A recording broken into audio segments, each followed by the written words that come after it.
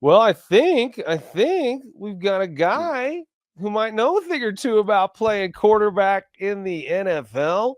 Jake Plummer. What's up, dude? Hey, what's going on, you guys? How are you, Uh, man? the draft, right? That's what's happening. That is what's That happening. is, yeah. Did you get to see it last night? Did you see the corner they got, Jade Barron? Yeah, I was about to, think they were going to, a little shocked, but I think from hearing what I've heard on the talks afterwards, they got the best possible player to fill like numerous roles on defense, which I love that. Sounds like a Buda Baker type player, a guy that just makes plays, So good Let job me by ask you this them. from a quarterback perspective, because you were on the team when we got Champ Bailey, right?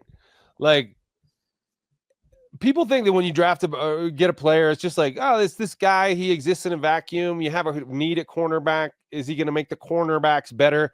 But to me, when Champ came, he made everybody better, right? So if there's a really good DB you get to practice against every day, what does that do for a quarterback and for the offense? I've had great DBs and corners play with some of the best. I mean, Aeneas Williams lined up against him for a few years in Arizona, got to throw the ball in practice, in OTAs, in mini camps, and everything against Champ Bailey. So not bad when you look at the ability as a quarterback to go and whether he's going 100 in practice or not, you're getting one of the best cover corners in the league that dials you in. So I'm not getting away with a sloppy throw in one-on-ones. If I'm 6 inches off, he's going to break it up. Okay, I got to dial that in. So the more you can practice dialing it in when you have to on game day and there's live action and you got to move and your foot doesn't plant, you still can dial that in. A guy like Champ helps you, get to that point, get to that level, because practice is not as intense as it used to be. But, I sat with a young man who was in the first year of no two-a-days in the NFL. Yeah. And like, what a beautiful thing. No, here, let's stop breaking you down, beating you up, testing your manhood right before 16-week season. Like the stupidest thing ever, two-a-days. Necessary, though, to some degree, but also unnecessary. So getting to practice is important against other good players. And this kid, he's a rookie. He's going to come in here and have to still learn. But from what I hear, he can play all over the board on covering, whether that's nickel, dime. Hopefully, he can help slow down some of these fast tight ends, these different dynamic tight ends. So I think that their defense can get better. Broncos, and with a good defense win championships. So good move. Well, so Snake, before we look ahead to what the Broncos might do today and even into the weekend, the conversation we were having right as you came on was about Shedeur Sanders, a guy that's right up the road from you there in Boulder, playing his college ball. You were a great college player, not a great quarterback draft the year you came out. I went and just checked it. Do you know the one quarterback that went ahead of Jake? Druckenmiller. Yeah, dude. your hometown Niners took Druckenmiller. We know his career unfortunately turned out for him. But so I'm sure there were plenty of people that told you were going to be a first-round pick as the best college player, or at least the possibility of it, but you end up going in the second round. What does that do for, especially at that position, for a player? Because I don't think it slowed your career down at all. But for a guy that thought he was going to be a first rounder, perhaps top 5, top 10, to now slide. And I think the pressure is way off in the modern NFL for a second rounder than it might have been for you going to Arizona after playing college ball there. Well, put it this way: when I didn't realize even getting drafted in the NFL was going to really be a thing until someone asked me after my junior year if I was coming out and entering the draft early. I thought, whoa, I'm actually draft worthy. Okay, so I wasn't considering myself a number 1 pick, first QB off the board my entire college career, or even my last year of playing at Arizona State. I was balling my ass off to win a national championship. And I think that's why I was able to get drafted as high as I was, because back then, that was really the last year that the prototypical quarterback was the safe draft, like 6'4", 230 pounds. We can't draft this 6'2", 195-pound kid. He's fragile. Oh, yeah, that's right. I started and played in 42-plus consecutive games at ASU, never left the field once with an injury. I was fragile for the league. due to the fact that guys in suits that eat donuts and drink coffee all day want to pontificate about some kid's ability to play at the next level. This day and age, I would have been a top 10 pick. And I'm not saying I was top 10 worthy.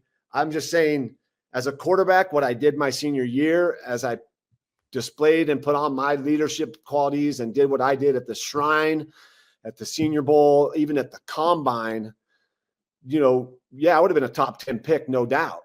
But back then I was too small, not durable enough, not the prototypical QB. And then after I had success and Jeff Garcia had some success and a few other young, like smaller guys, then you got a guy like Cade McNown getting drafted number 12 out of UCLA. I mean, Cade wasn't a first-round draft pick. He was pretty damn good quarterback, but he wasn't a first top 12 pick.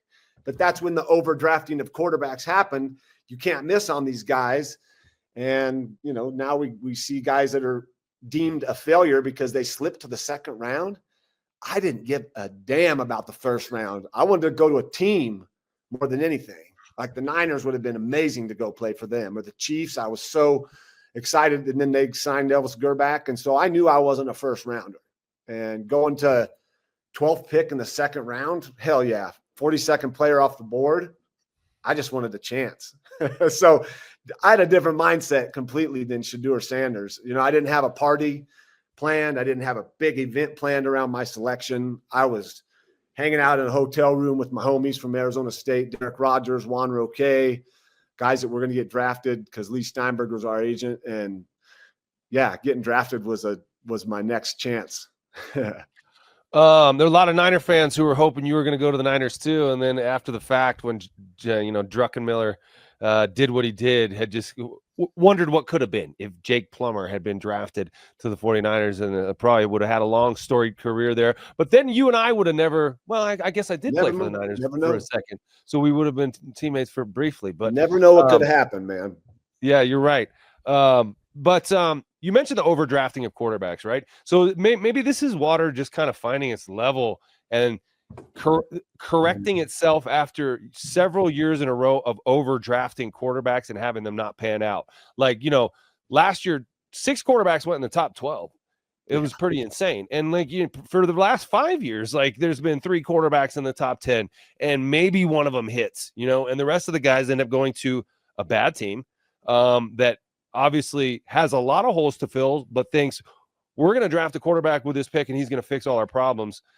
You went to a team that had some holes to fill, right, in Arizona. What was that like to be a rookie quarterback thrown in there and kind of be tasked with trying to turn around the organization?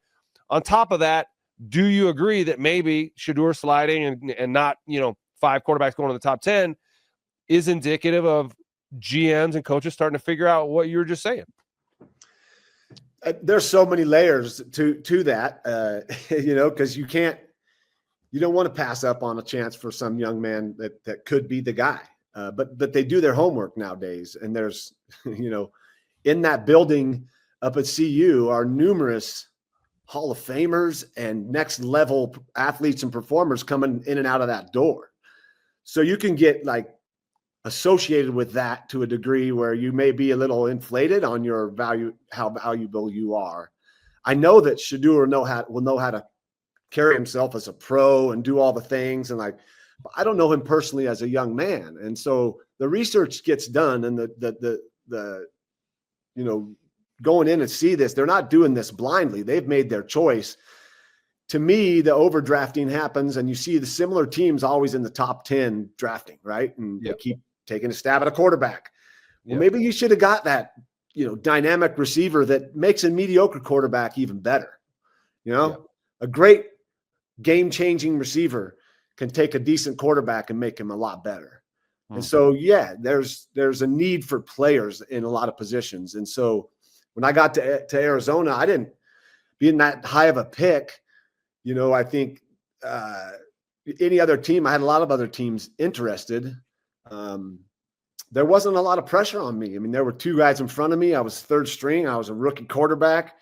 Everybody was chomping at the bit to see me because they just saw me have a dynamic run at Arizona State, and it was so exciting. They didn't want it to end. Right. And then it got a chance to start again my rookie year. And so I ended up having a pretty decent end of my rookie year. which again opened the door up for poor Jim Druckenmiller to get a lot of like slack for him not coming in and doing the same thing. Yeah. But I went to an organization that, I didn't know at the time, but found out hadn't been to the playoffs in like 14 years. They hadn't won a playoff game in 49 years. And so the exciting part for me was, okay, there's not like 10 quarterbacks they're talking about that have played here. They didn't just lose Joe Montana. There wasn't anybody, superstar Hall of Famer that had just left the Cardinals. Boomer Esiason played a little for him and whatnot. So I was coming into a position to go make my mark. And so that was exciting for me. And the guys on that team, they'd watched me at Arizona State. They liked what I came in with. And, I I didn't come in as a multimillionaire, Yeah. And that's sort of like a pecking order in the NFL is you got to pay your dues when you get to the league to get that money to some degree. You got to make it. And now these kids are coming out of college. Shadeur, I don't know what he makes. I've heard. I think he made $10 million. Yeah, he's got 10 million of his own dollars in the bank, not his dad's money. Yeah. It's money that he was paid for being himself, being a good quarterback. He's got a nest egg. He's got life financial security already. Is he driven and hard driving to like go make a living and feed his family and be the best in the game, or just be legendary and be the best in the game? That's a different drive. Just your ego driving you to get all that recognition, or I'm putting food in my family's mouths. That's more like that drives you insanely. So it's a different athlete coming out these days. So it's a hit or miss. Well, and I'm curious too. You said other teams were interested in you. Chiefs would have made obvious sense. We get that. That was they'd just come off those couple good seasons with Joe Montana and had a pretty good roster. And you would have been in the same class with Tony Gonzalez. That would have been a good guy to throw to start your career. But and didn't go to the Niners. So you end up playing college ball in the stadium where you just obviously played 42 straight games in college, gone to a Rose Bowl. How much did your life even really change? Did you stay in the same, did you move off campus, or did you just kind of stay there with a much nicer check and you weren't going to class anymore? You were going to the office. Yeah. I moved out of my apartment with, or my little house with roommates, and got a place myself, and bought my mom a car, had money in the bank account. Now I was signing autographs. It was really cool. At first, I did not want to stay in Arizona. I wanted out. I wanted to go somewhere else. I'd been there. Tempe, Phoenix area is a beautiful place to visit. I like to go down there. I don't see myself possibly ever living there. I never say never, but I'm more pulled to the mountains and the lakes and the trees, pine trees. But that switch was very nice. It was easy. I just moved down the road. I had Arizona State people that I could go talk to. I had guys that were still really close and I loved dearly that were still playing at ASU. So I had tons of friends. I knew where all the great restaurants were. I knew where I could go. And it was a seamless transition rather than moving to a new city.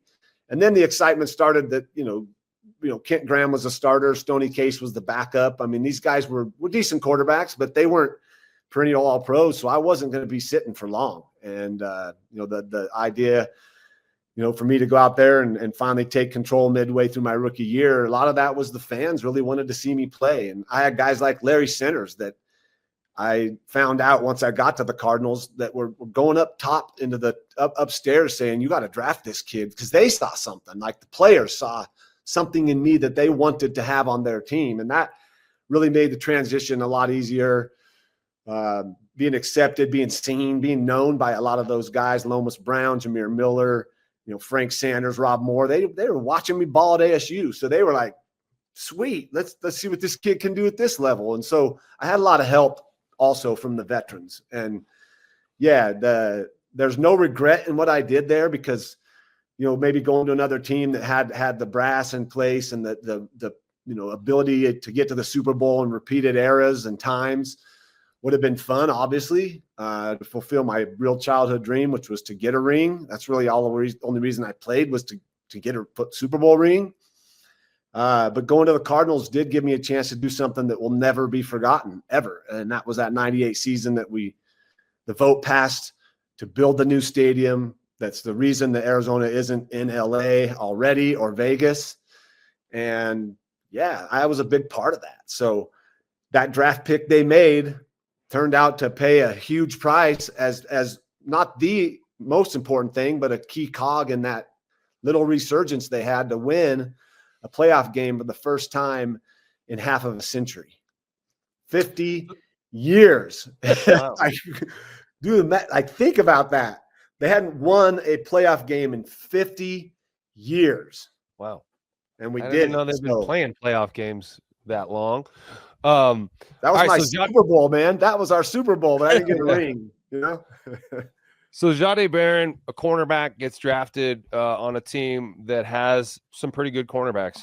Riley Moss played pretty well last year, got a little banged up, but folks thought, hey, we found our corner opposite Pat Surtain, and he probably was hoping to be that, and he still is hoping to be that, but they drafted a guy who could very well be his replacement.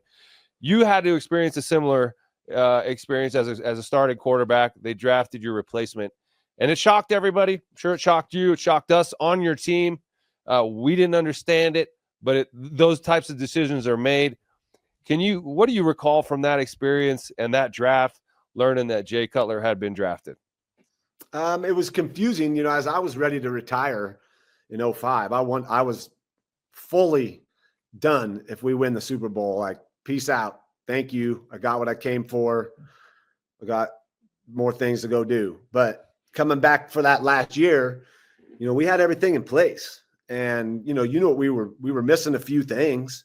Nothing glaring, but we could have added, you know, a top running back or a linebacker to come in and learn from Al and be there to do some other things. I mean, we could have benefited from drafting something else, but we drafted a quarterback. And that's when I knew, it's like, oh, wow, okay, this, you know, my feelings that I was having about being done already were obviously being felt through, you know, other people that could feel that, you know, mostly Shanahan.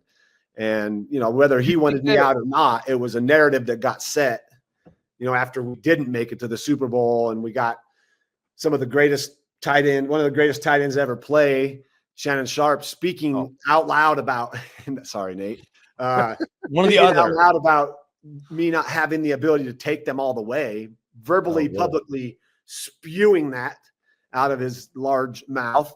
And, you know, that narrative, you know, it gets picked up, and narratives suck because they're just usually spun by someone that wants to start something and has a thought. Some narratives are great, but, you know, that one for me wasn't, because I still was the leader, yet they drafted a quarterback. And I don't care, you know, like Jay, you know, for who he was, what he was, you know, maybe they could have drafted a little more personable guy that was a little bit more like in touch with humans and emotions and compassion. But no offense to him, that's just who he was. He just wasn't that guy. And so, you know, you know what, Jake, sorry to jump on you, but Shanny didn't really know like the extent of Jay's awkward personality. You know, I don't think anybody sort of knew how he would assimilate or not assimilate. And you take a chance on a guy like that. And that's to Mike's credit, you know, he does talk about how that whole thing was sort of mishandled. And you know, there will always be that question mark as to what would have happened if we wouldn't have done that. Maybe draft just a positional player, like you said, somebody that we need, a running back, a linebacker, someone else, and run it back with a team that was one game away from the Super Bowl, right? And that was a crazy time because Indy was the number 1 seed. We were the number 2 seed. We both had byes. We beat the Patriots at home in one of the most exciting football games we've all ever been a part of. And then the Pittsburgh Steelers beat Indy. So I was like, oh my gosh, they're coming here. We're hosting the AFC Championship game. And the previous 2 seasons, we'd had to go to Indy, and we had to run into that buzzsaw of Peyton Manning and that building, which was incredibly loud. And all of a sudden, we're hosting this game, and it's not against the Colts. And although you took the blame somehow for that loss, the whole team was not like, we weren't up to par that day, you know, like nobody was their best that day. And of course the quarterback has to take all the heat when that happens. Yeah. I mean, that was our moment, our time, our chance. And after that, we all know what happened. It was the season that came after that was, I put all my heart and soul into it again because I thought like we still have the same team. And then, they made the move and I don't have any regrets. I'm not upset by it. I used to be, but I'm totally fine with it. When you mentioned, the position at corner now with Moss, Riley Moss, and now Jahdae Barron coming in, Riley's just a 1-year starter that had some flashes. Yeah. Whoever comes in is going to be the other guy next to Patrick Surtain because he's one of the best corners you'll see play the game. Yeah. But having another guy that could very well end up being a very dynamic player and making it challenging as a quarterback, knowing like going against Deion Sanders in live games in the NFL, knowing like if I go over there, I better be dialed in to like 100%. But if I don't go there and I got to go over here, damn, I got to go against him too. He's pretty damn good. Not Patrick Surtain, but he's pretty damn good. So whoever that is over there, Moss or Barron, they better be ready and be good because then that defense helps win half the games this year, just the defense alone.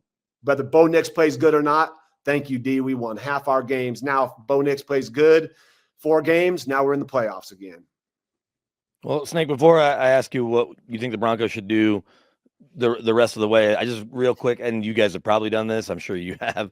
I hadn't spent a lot of time looking at the 06 draft again and just kind of who was nearby. There weren't any other Pro Bowlers other than Mercedes Lewis at 24 from the rest of the round. But when you talk about those linebackers, solid players, guys like Chad Greenway, who played forever, Bobby Carpenter was out there, even Antonio Cromartie, who was a solid corner. Some of those guys that you could have added instead of drafting Jay, that Haloti Ngata was the very next pick. Oh, wow. He would have been a good fit in the middle of any defense as he was in Baltimore. But, we could do this all day with woulda, shoulda, coulda, coulda, shoulda, woulda. But the Broncos now, as it stands, pick at 51. They talked about running backs last night, George and Sean. What do you want to see them do with they've got a second, a third, a fourth, and then 3 6s, assuming they don't move around. What would you like to see them add in terms of pieces, or if there's a player you like say, running back from Arizona State that some people have high on their board in Scattaboo, but who do you like to see him get? I would put, I'm not a betting man, but I had a feeling last night driving home and then getting here and thinking about, oh, wow, these kids went to bed. A lot of them didn't get drafted. 3 rounds happened in the first day back in my day. So like you knew for like half the draft, there were 3 rounds. People knew right away. You didn't have to sit and wait. Oh shit, I'm on the 3rd day. Now I'm at the 4th day. Oh man. So Scattaboo is going to be a Denver Bronco. And I think that the Broncos would be foolish. I'm going to say this. This is my feeling as a quarterback, that when you get in the huddle and you look around at the eyeballs looking back at you, I would be more than happy. And I would put him in any huddle I've ever been in. I would put Cam Scattaboo, because I know looking in his eyes, there's one thought and one thought only, and that's making this play the best play possible, no matter what it is, practice, walkthrough, whatever. So I hope the Broncos understand they're getting a full package minus the 4.340 breakaway speed, where if he breaks into the open, Saquon Barkley, he's gone. But who cares in this day and age? Like, grind their asses, have a guy that's going to punish the defense, that can catch the ball super good out of the backfield, and is a phenomenal pass blocker, because Bo Nix is going to throw the ball a lot this year. So I would say draft Scattaboo. Why not?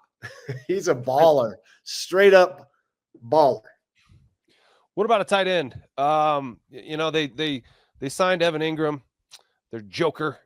What do you make of the term joker? Have you heard Sean Payton talk about the joker a lot? The joker is like a tight end or a running back with uncommon receiving skills that you can use situationally to take advantage of defenses. Yeah. Does that ring, true with you? I mean, was Joker something that you thought about when you played a guy like that? Like you had Larry Centers. Yeah, Larry Centers one of the first Jokers, right? Yeah, Larry was a phenomenal, guy like that. Could motion out, run routes from the slot. Yeah. Was one of the nastiest chip blockers I've ever seen. I mean, he corkscrewed so many DNs back in the day, coming off the edge with a little shoulder, just pop. I love versatile players that you can get creative with. And we've seen Sean Payton do very creative things down in New Orleans with Taysom Hill. So if you got whether you call it a joker or a Swiss Army knife, I like Swiss Army knife. Yeah. You got a guy that you can do a lot of different things with and throw defenses off. And as you know, Nate, when coaches would put a play in and you'd be like, what the hell are we running this for? They say just because then the team that we're playing next week has to spend mental preparation and time on the field practice preparation to defend this, whether we run it or not, it's just throwing it out there. So I think the Broncos focus on whatever players at this point have graded out the highest on like their abilities to step up to the next level and draft whatever there is. If it's another corner, get another corner. If he's dynamic, we still need dynamic punt returners. We still need dynamic guys to go out there and make practice better and everything. So whatever they draft, I don't know their weaknesses down to the root like you guys do. Get the best player possible. And if you skip on Cam Scatteraboo, just be ready to answer the question in a year or two. Why you had a chance? Why didn't you draft Cam Scatteraboo? He is an all-pro. He's won a Super Bowl already with the team that took him because they're smarter. Why did you pass on this kid? So you think he's a future all-pro? Yeah, I think he's got everything you possibly would want in any running back ever. Love it. Certainly finding the hard yard. We saw that with the way that kid runs. He's going to get you the yards you need. Short yardage. That's just the obvious. That's like saying those tires are nice on that car. Like the kid can catch the ball out of the backfield. Go look at his highlights. He made phenomenal catches. I mean, not just in the Peach Bowl, running that go route and catching that when he was sick and barfing on the sideline and could barely get up. This kid just has it. He's got grit and determination, but he also is highly skilled. And I'd be talking about this kid if he was a Tar Heel or a Wolverine. The fact that he's a Sun Devil doesn't change me at all because I watched him and I felt his energy in practice in the spring 2 years ago. It's like this kid comes in and the tone goes from here to here, no matter what you're doing. And Nate, the more tone setters you got on a team, the better chances you have of being successful because they set the tone on the walk from the bus to the airplane. They set the goddamn tone. I'm talking every tone. I'm listening to one right now. You talk about the look in his eye in the huddle. There's another guy who had that look in his eye. He's joining us right now on StreamYard, Jake. So to have that eye, to know the eye, you got to have the eye, and that is your eye. And you know what that eye's called? What? Eye of the tiger, baby. Tiger. El Tigre. I was Larry Sinners that told me that in Philly on the 2-yard line, my first live action in the NFL in Veterans Stadium. He looked at me like this, and I thought, you okay? What's up? You got something in your eye? And he's like, eye of the tiger, baby. Eye of the tiger. Well, Jake, you got the eye of the tiger, and we appreciate you for joining us today on Off Field and talking about the draft and your experience as a football player. Come back around anytime. Come into studio, man. We missed you, and we hope to see you around. And real quick, what's going on with Umbo lately? The mushroom company that you founded and are working with. We're talking to a lot of nutritionists, finding out what they need for these guys that are wanting and looking and searching for a little edge and a little extra boost in the performance and recovery that we provide and that mushrooms provide.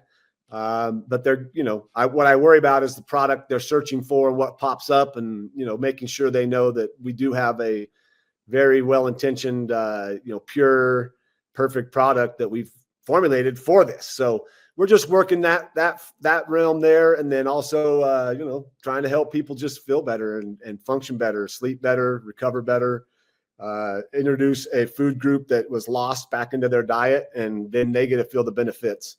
So things are going well though. It's always a work in progress, but it's fun. And, being able to bring something in that's misunderstood, and sometimes got people's walls just go straight up when I mention mushrooms. I can feel it and see it and sense it. But others, like some of the guys last night at the NFL alumni meeting, some legends of the Broncos that are like, yo, man, this is the best I've ever felt. This thing went away. I'm sleeping better. My results on my blood are better. And whether or not it's all the mushrooms or not, it was the positive intervention that they allowed. So yeah, we're working on it, man. I'd love to come down and see you guys in the studio. Meantime, I'm going to go to the airport and pick up my mom and dad right now.